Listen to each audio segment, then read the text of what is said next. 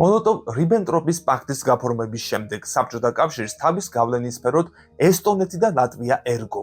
თუმცა საბოლოო მოლაპარაკებების შედეგად ლიეტუვაც საბჭოელებს დარჩა. მალევე სამივე ქვეყანაში მოსკოვისათვის მისაღები მარიონეტული რეჟიმები დამყარდა. დაიწყო გასაბჭოება, რის შემდეგაც ისინი საბჭოთა კავშირმა შეიერთა. საგულისხმოა, რომ საბჭოთა კავშირსა და გერმანიის თანამშრომლობის რამდენიმე წლიან პერიოდში საბჭოური პრესა ნაცისტურ პოლიტიკას არ აკრიტიკებდა. კინოში ანტიფაშისტურ ფილმებს არ აჩვენებდნენ. თეატრში კი ანტინაცისტური შინაარსის წარმოდგენებს არ მართავდნენ. გერმანიისა და საბჭოთა კავშირის ხალხების სისხლით შედუღებული მეგობრობა იქნება ხანგრძლივი და მტკიცე. ასეთი იყო იოსებ სტალინის საშობაო მილოცვა 1929 წელს ადოლფ ჰიტლერისა და გერმანიის საგარეო საქმეთა მინისტრისადმი. რამდენიმე წლიანი მოკავშირეობის შემდეგ სისხლით შედუღებული მეგობარი ბრჭყალებში გერმანია 1941 წლის 22 ივნისს საბჭოთა კავშირს თავს დაესხა. მოკავშირეს საბჭოთა კავშირმაც გაუხსნა ცეცხლი, რაც წითელი არმიის მიერ ბერლინის აღებითა და გერმანიის კაპიტულაციით დასრულდა.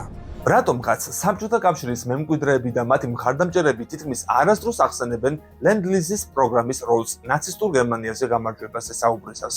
ან ამბობენ, რომ ამას გადამწყვეტი როლი არ ჰქონია გამარჯვებაში. რაც ნიშნავდა ეს პროგრამა. ლენდ-ლიზით 1941 წლის მარტიდან ამერიკის შეერთებული შტატები ბრიტანეთს, საბჭოთა კავშირს, ჩინეთს, საფრანგეთს და სხვა მოკავშირეს სახელმწიფოებს ამარაგებდა საბრძოლო მასალით. სწორედ ლენდ-ლიზის პროგრამით ამერიკისგან საბჭოთა კავშირმა 11.3 მილიარდი დოლარის დახმარება მიიღო. მათ მიერ მიცემული ლოკომოტივები 2.4 ჯერ, ვაგონები კი 10.2 ჯერ მეტი იყო, ვიდრე საბჭოთა კავშირს შეეძლო ეწარმოებინა. ამასთან, შეერთებული შტატების მიერ გაგზავნილი საკვების რაოდენობით 10 მილიონიანი არმიის გამოყვება იყო შესაძლებელი 1688 დღის განმავლობაში.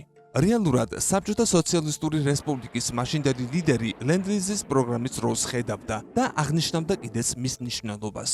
მინდა ვისაუბრო თუ რა გააკეთეს საბჭოთა კავშირის თვალსაზრისით პრეზიდენტმა რუზველტმა და ამერიკის შეერთებულმა შტატებმა გამარჯვებისთვის. მთავარი ამ ომში მანქანები. შეერთებულმა შტატებმა დაამტკიცა, რომ მას შეუძლია თვეში 8-დან 10,000-მდე თვითმფრინავის წარმოება.